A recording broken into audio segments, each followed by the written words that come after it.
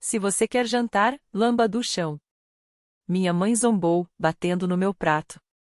A cobertura de chocolate espirrou pelo piso de madeira polida.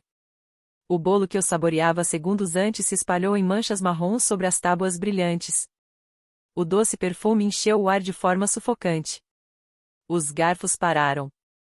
A conversa morreu. Eu sou Marbel Ashord, 37 anos, filha única de Lorraine Ashord, a mulher que agora se erguia diante de mim, taça de vinho em mãos, alimentando-se de sua própria crueldade. Desde que me lembro, minha mãe transforma reuniões em palcos. Sempre interpretei o papel de bode expiatório, alvo silencioso de sua ironia afiada como facas. Aquela noite deveria ser apenas mais uma celebração dela como anfitriã de um grande jantar. Para mim, foi mais um lembrete de que laços de sangue nem sempre se entrelaçam com amor. O calor subiu em meu peito, mas não deixei que transbordasse como fúria. Endireitei a postura, alisei a lapela do meu casaco com calma deliberada e me levantei da cadeira. O silêncio se adensou enquanto todos os olhares me acompanhavam. Meu irmão Caleb desviou o rosto, os lábios de minha mãe se curvaram em triunfo, convencida de que mais uma vez havia me reduzido a nada. Aproximei-me até sentir o perfume dela, pesado de lírios e poder, e inclinei-me levemente. Fiz minha voz soar apenas o bastante para que ela ouvisse e para que todos percebessem a mudança no ar. Eu sei de tudo. Pela primeira vez, o sorriso dela vacilou. Um lampejo de incerteza cruzou seu rosto. O caule da taça tremeu quase imperceptível em sua mão. Endireitei-me, assenti uma vez e me afastei da mesa. O estalo do bolo sob meu sapato quebrou o silêncio. A história de como cheguei até aquele momento vinha sendo construída há anos, muito antes de o prato cair no chão. O silêncio daquele jantar me acompanhou muito tempo depois de eu sair da casa da minha mãe, carregado no ar úmido da savana enquanto eu dirigia entre carvalhos cobertos de musgo e praças de tijolos vermelhos. A cidade sempre vestiu sua história como um vestido pesado grandioso, ornamentado, sufocante de tantas formas. Minha mãe se encaixava perfeitamente ali. Lorraine Ashord estava viúva havia mais de uma década, mas usava esse papel como uma coroa. Transformava o luto em espetáculo, convertendo a morte do meu pai em mais uma joia da coleção de tragédias que exibia em almoços e reuniões. Nos salões imponentes da casa histórica da família, ela reinava com balcões de mármore reluzindo, pratarias polidas até ofuscarem e retratos de antepassados observando de molduras pesadas, como se aprovassem sua performance. Crescendo, aprendi cedo que amor era medido por aparência. Minha mãe exigia vestidos engomados, sorrisos ensaiados e silêncio sempre que recebia visitas. Se eu esquecesse de dobrar o guardanapo do jeito exato, sua mão se fechava em meu pulso sob a mesa, as unhas afiadas contra minha pele, enquanto sua voz mantinha o mesmo tom gracioso ao me corrigir. Cada crueldade era pequena, quase invisível aos outros, mas se acumulava em mim como pedras no peito. Meu pai havia sido o amortecedor. Seu riso suavizava o ar. Sua presença tornava suportáveis as arestas cortantes dela. Quando ele morreu, algo em nossa casa endureceu para sempre. Permaneci ligada a ela porque partir parecia virar as costas para ele, então comparecia aos jantares e suportava suas farpas. Era minha maneira de honrar sua memória. Caleb, meu irmão mais novo, florescia sob o olhar dela. Era o filho dourado, elogiado por conquistas que muitas vezes não eram só dele. Lembro de um recital em que eu toquei piano e ele apenas virou as páginas para mim. Mesmo assim, depois, os convidados o parabenizaram, e minha mãe sorriu orgulhosa como se ele tivesse sido a estrela. Naquela noite, chorei no meu quarto. Não porque tivesse sido ignorada, mas porque percebi que, ao longo dos anos, nunca se tratara de mim. Caleb aprendeu a imitar o charme dela, o sorriso, os desprezos casuais, e eu permaneci sendo a sombra à mesa, o lembrete que ela jamais conseguiu apagar por completo. Depois daquele jantar, evitei a casa por semanas. Mas obrigações puxam mais forte do que o ressentimento.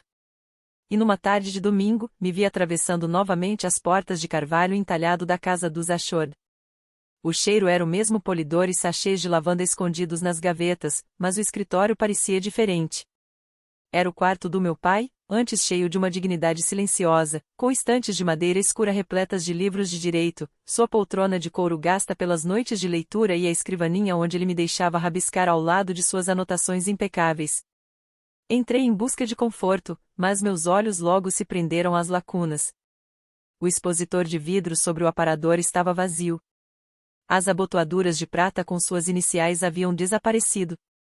O relógio de bolso que ele carregara todos os dias de sua carreira não estava mais em seu suporte de veludo. Revirei gavetas, conferi caixas, até abri o cofre atrás do retrato. Nada. Meu peito se apertou como se tivesse sido roubada, embora nenhum estranho tivesse invadido. Só a família circulava livremente ali.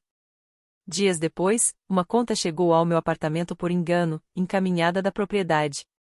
O nome do meu pai impresso no topo, datada meses após o enterro. As contas de serviços pagos automaticamente, como se ele ainda caminhasse por aqueles corredores. Aquilo me perturbou, como se o fantasma dele estivesse sendo usado para assinar cheques que jamais aprovaria. Meu desconforto se transformou em suspeita quando encontrei a senhora Ucon, a vizinha do outro lado da praça. Ela apoiava-se na bengala, os olhos brilhando de curiosidade, enquanto me contava que vira reuniões acontecendo na propriedade em horários estranhos, homens de terno chegando pela entrada dos fundos, carregando papéis em pastas de couro. Assenti educadamente, mas suas palavras entraram em mim como gelo. Lorraine já havia descartado perguntas sobre finanças antes, alegando que apenas estavam organizando as coisas. Mas os bens de família desaparecidos, as contas que ainda chegavam, os movimentos silenciosos de gente entrando e saindo, cada detalhe se empilhava sobre o anterior. Fiquei na calçada diante da casa, olhando para as janelas fechadas. O que antes eu considerava simples descuido já não parecia inocente. Pela primeira vez, a irritação deu lugar a uma certeza mais sombria, a sensação de que algo estava sendo escondido bem diante dos meus olhos. Sempre disse a mim mesma que ir embora era mais seguro do que enfrentar, que o silêncio era uma espécie de escudo. Mas depois que os objetos sumiram e os vizinhos começaram a sussurrar sobre reuniões noturnas, deixei de confiar no silêncio. Comecei pequeno. Após cada visita à casa da minha mãe, sentava no carro e gravava no celular o que havia notado: fotografias que sumiram, novas obras nas paredes que eu sabia que ela não podia pagar, os nomes de banqueiros que eu nunca tinha ouvido. Logo passei a tirar fotos discretas, espaços vazios nas estantes onde antes ficavam antiguidades, envelopes com brasões de escritórios de advocacia largados abertos sobre a mesa do hall. Quanto mais eu reunia, menos duvidava dos meus instintos. O ponto de virada veio num almoço de sexta-feira. Lorraine insistira em nos encontrarmos na Casa Rosa, uma instituição de savana onde lustres reluziam contra paredes descascadas. Ela gostava do teatro de ser vista ali.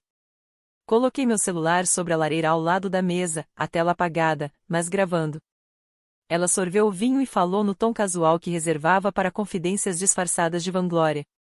Precisei realocar alguns dos bens do seu pai, ela disse, balançando o garfo como se falasse de papel de parede.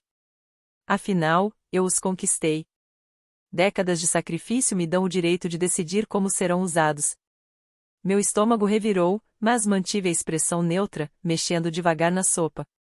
O celular captava cada sílaba, o leve tilintar da pulseira quando ela gesticulava, até mesmo o orgulho em sua voz ao se descrever como a verdadeira arquiteta do legado dos Ashord. Então, ela notou meu telefone. Os olhos se estreitaram. Por que ele está aí em cima? Por um segundo sufocante, achei que tudo tinha acabado.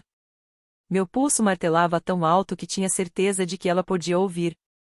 Alcancei o aparelho com calma estudada, deslizando-o para dentro da bolsa. Só estava deixando a mesa livre, respondi, forçando um sorriso. Ela pareceu satisfeita e voltou sua atenção para o cardápio. Pouco depois, pedi licença, as mãos tremendo ao apertar a alça da bolsa. Do lado de fora, sob a sombra de um carvalho, finalmente escutei a gravação. A voz dela derramava-se nos meus ouvidos, arrogante e despreocupada. A vergonha me esmagava o peito por precisar de provas contra minha própria mãe. Mas, por baixo disso, queimava algo mais forte: determinação. Caleb apareceu no meu apartamento 2 noites depois daquele almoço. Com um engradado de cerveja na mão e o mesmo sorriso fácil que sempre o fazia ser perdoado, Caleb se jogou no meu sofá como se morasse ali, esticando as pernas longas e batucando um ritmo na mesa de centro. A mamãe disse que você anda difícil de novo, anunciou, abrindo uma garrafa. Por que você sempre precisa provocá-la?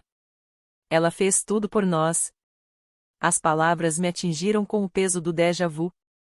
Já as tinha ouvido da boca dela, disfarçadas em sermões sobre gratidão. Agora vinham dele, cruas, como se tivesse decorado o roteiro da nossa mãe. Ela anda mexendo nas coisas, respondi com cuidado, mantendo o tom neutro. Os pertences do papai. Contas que já deviam estar encerradas. Caleb revirou os olhos. Você está fazendo parecer algo sinistro. É só uma transferência temporária. Ela me explicou, está consolidando até que o inventário seja concluído. Ele deu um gole longo na cerveja, sem perceber como eu agarrava com força à beira da almofada. Uma transferência temporária. A frase queimava nos meus ouvidos. Prova. Não de fofoca de vizinha ou de um papel esquecido, mas das próprias palavras de Caleb. Meu coração disparava, mas meu rosto permanecia sereno. Forcei uma risada, perguntei sobre o trabalho, sobre o novo projeto que tinha recebido. Ele se recostou, animado em falar de si mesmo, alheio à tempestade que havia despertado dentro de mim. Observei-o enquanto falava, o arco do sorriso tão parecido com o do nosso pai, a inclinação da cabeça que na infância me fazia sentir segura. Eu queria acreditar que ele não compreendia que apenas repetia o que ouvirá. Leal a uma mãe que nunca lhe permitirá enxergar suas sombras. Mas a cumplicidade nem sempre nasce da maldade. Às vezes vem do conforto da facilidade de acreditar na versão da história que poupa você de escolher um lado. Quando ele saiu, a porta do apartamento se fechou com um clique que soou como um lacre. Fiquei parada no silêncio, a palavra temporária ecoando no meu peito, e percebi que não havia nada de temporário na traição que se desenrolava ao meu redor. As palavras descuidadas de Caleb me deixaram inquieta, andando de um lado para o outro no meu apartamento, como se o movimento pudesse silenciar o barulho na minha mente. Transferência temporária. Eu sabia que era diferente. Ainda assim, precisava de mais do que suspeitas e fragmentos. No trabalho, confiei em Carara, uma colega da área de compliance. Ela tinha um olhar afiado para irregularidades e uma forma discreta de guardar segredos. Certa noite, depois que todos já tinham ido, deslizei uma pilha de contas encaminhadas e impressos sobre a mesa dela. Ela ajustou os óculos e começou a examinar rapidamente. Isso não são apenas pagamentos de rotina. Veja saques em valores redondos, sempre pouco antes dos chamados eventos beneficentes. E este fundo doméstico não está vinculado a nenhuma conta do espólio que eu consiga rastrear. Cruzamos as datas. Cada transferência de fundos coincidia perfeitamente com um dos jantares sociais da minha mãe. As listas de convidados, das quais ela tanto se gabava, de repente ganharam outro significado. Cada encontro financiado por algo que desaparecera das prateleiras do meu pai. Cara se recostou na cadeira, franzindo a testa. Marbel, essas antiguidades, se elas vendeu, deveria haver recibos. Casas de leilão, antiquários, avaliações, a menos que esteja movimentando tudo em silêncio. Naquela noite, comecei a cavar mais fundo. Um comerciante local confirmou a venda de um relógio de bolso dourado com iniciais que correspondiam às do meu pai. Outro descreveu um conjunto de abotoaduras de prata. Ambas as transações datavam de poucas semanas após os itens desaparecerem do escritório. Cada confirmação doía mais fundo do que a anterior. Lembrei-me do meu pai dando corda naquele relógio antes da missa, o tic-tac firme como sua voz quando me lembrava de sempre dizer a verdade, mesmo que custasse meu conforto. Agora, suas lembranças estavam espalhadas, trocadas por jantares que brilhavam apenas na superfície. Comprei um fichário pesado, do tipo usado em processos jurídicos, e comecei a reunir tudo: datas, recibos, fotos dos espaços vazios onde antes repousavam as relíquias. Página por página, a história se escrevia em tinta dura. A dor apertou minha garganta quando deslizei o último documento em um plástico protetor. Mas sob o luto havia algo mais sólido: determinação. O fichário se fechou com um estalo, e pela primeira vez senti o peso mudar de lado. A casa de mármore e prata da minha mãe ainda podia reluzir, mas era eu quem agora segurava o livro-caixa. A sala de jantar cintilava com cristal polido e prataria pesada, como se a própria mesa fosse um lembrete do nome Ashord. Minha mãe ergueu a taça, a voz aveludada com um calor performático. A família, declarou, e em seguida transformou o brinde em punhal. Com um movimento brusco da mão, derrubou meu prato, fazendo o bolo de chocolate e a cobertura deslizarem pelo chão. O ambiente congelou. Caleb riu sem graça, mas o som morreu quando ela acrescentou: se você quer jantar, lamba do chão. A ferroada da humilhação foi aguda, mas eu já não tremia diante dela. Endireitei a postura, alisei meu casaco e me levantei. Cada detalhe das últimas semanas, as relíquias desaparecidas, os sussurros dos vizinhos, o fichário pesado de provas queimava firme dentro de mim. Dei um passo à frente, o silêncio tão absoluto que pude ouvir o tic-tac do relógio de pêndulo no corredor. O sorriso da minha mãe se alargou, esperando mais uma retirada minha. Em vez disso, inclinei-me o suficiente para sentir a borda do perfume dela e sussurrei 3 palavras: eu sei de tudo. A taça vacilou em sua mão. Um tremor cruzou seu rosto algo cru, quase humano antes que ela recompusesse a expressão em desdém. Caleb piscou, olhando de um para o outro, a confusão marcada em suas feições. Do que você está falando? Perguntou, a voz um pouco alta demais. Endireitei a postura, deixei o silêncio se alongar e então me voltei para a mesa. Amanhã, disse com firmeza. No meu apartamento. 12:00. Tragam suas perguntas. Eu levarei as respostas. Cadeiras rangeram. Garfos se moveram nervosos. Um dos primos pigarreou dentro do guardanapo. Os lábios de Lorraine se entreabriram como se fosse retrucar, mas nenhuma palavra saiu. O ar ao redor dela parecia mais rarefeito, como se o alicerce da sua encenação tivesse rachado. Peguei minha bolsa, ignorando a mancha de bolo sob meu sapato, e caminhei em direção à porta atrás de mim. A sala encheu-se de murmúrios, a voz de Caleb cortando o ar, hesitante, incerta. Mas eu não parei. Pela primeira vez, eu não estava saindo derrotada. Eu os estava conduzindo para um lugar onde nunca imaginaram que eu os levaria para fora da sombra dela, para a luz da verdade. Meu apartamento cheirava a café fresco e pão quente. A luz do sol atravessava as cortinas leves, caindo sobre uma mesa posta com pratos simples e canecas desiguais. Não era um salão de banquetes, nem um palco para encenações, apenas um lugar onde as pessoas podiam se sentar perto o suficiente para ouvir a verdade. Caleb chegou primeiro, a gravata frouxa, como se ainda não tivesse decidido se aquilo era sério ou casual. Alguns dos nossos primos vieram em seguida, as vozes baixas, os olhares curiosos passeando pela minha sala modesta. Por fim, Lorraine entrou, envolta em seu blazer sob medida, os lábios cerrados, os olhos percorrendo as bordas lascadas da minha mesa como se fossem uma ofensa à sua presença. Não esperei por cumprimentos. Empurrei o fichário para o centro da mesa e o abri. A primeira página, uma foto do relógio do meu pai listado em um site de antiquário. A seguinte, as abotoaduras vendidas na mesma semana. Vieram os recibos, cada um ligado à data de um dos grandes jantares de Lorraine. Murmúrios se espalharam pela sala. Caleb se inclinou para a frente, a mão firme sobre a mesa. Mãe? Disse ele, a voz tensa. O riso de Lorraine foi agudo, quase metálico. Você acha que seu pai construiu tudo isso para ficar juntando poeira? Ele queria que eu aproveitasse a vida, que representasse esta família com dignidade. Eu fiz o que ele teria querido. Apertei o play no meu celular. A voz dela encheu a sala gravada no almoço, clara e confiante. Tive que realocar alguns dos bens do seu pai. Afinal, eu os conquistei. Décadas de sacrifício me dão o direito de decidir como serão usados. O rosto de Lorraine perdeu a cor. Isso foi tirado de contexto. Caleb balançou a cabeça devagar, os olhos fixos nos papéis. Você me disse que era temporário.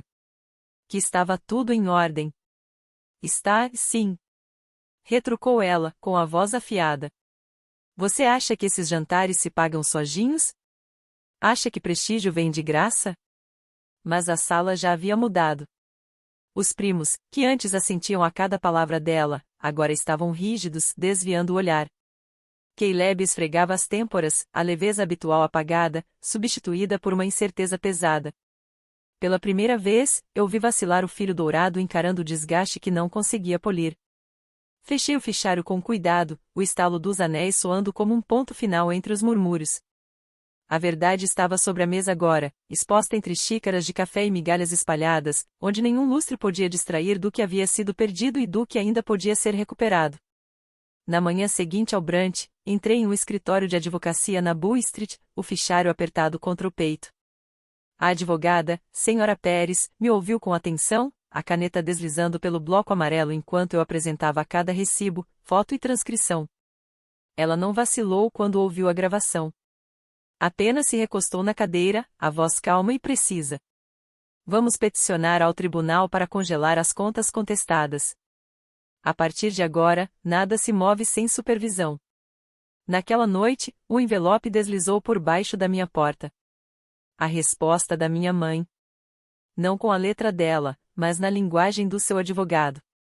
Palavras como difamação e afastamento me encaravam frias. Era uma ameaça, não uma explicação. A mulher que um dia corrigira meus modos à mesa agora me atacava com jargões jurídicos. A tentação de revidar na mesma moeda era forte. Imaginei-me de pé na praça central, distribuindo cópias das palavras dela gravadas, deixando que a cidade que a idolatrava enxergasse a podridão escondida sob o verniz. O pensamento fez minhas mãos tremerem não de medo, mas de desejo por vindicação. Ainda assim, afastei a fantasia.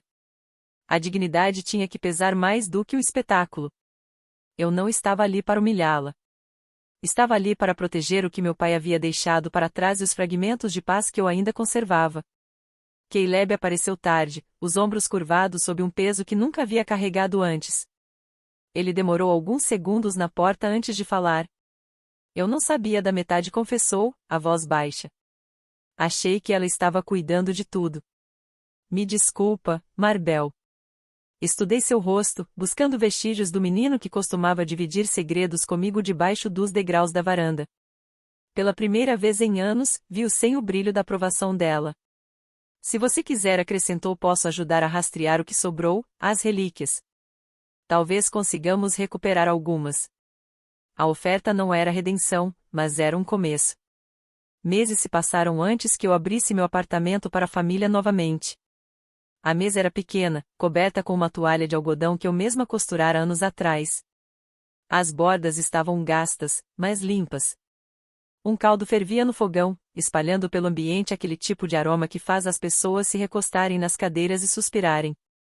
Satisfeito, Caleb chegou primeiro, trazendo uma cesta de pães ainda quentes da padaria.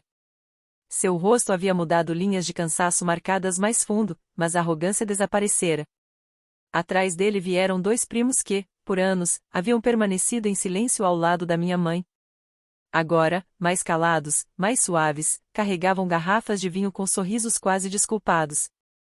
Nos apertamos ao redor da mesa, joelhos se tocando, risadas surgindo primeiro em explosões tímidas, depois fluindo com naturalidade à medida que a noite avançava. Não havia taças de cristal, nem discursos ensaiados para aplauso, nem lustres refletindo uma luz enganosa, apenas canecas e pratos simples, resistentes, passando de mão em mão. Lorraine estava ausente. Os tribunais a haviam amarrado com restituições, aconselhamentos, obrigações que ela já não podia afastar com charme. Sua voz não ecoava ali, e, pela primeira vez, eu não sentia dor em sua ausência. O silêncio que ela deixará não era vazio. Era espaço para respirar. Enquanto a conversa crescia ao meu redor, peguei um prato no balcão e o coloquei com cuidado diante de Caleb. O peso dele firmou minhas mãos. Ninguém o derrubou. Ninguém zombou. O prato permaneceu onde deveria, cheio. Olhei ao redor da mesa, para rostos suavizados pela honestidade em vez da performance, e senti a mudança se assentar fundo em mim. O respeito finalmente estava ali. Não exigido, não roubado, apenas servido.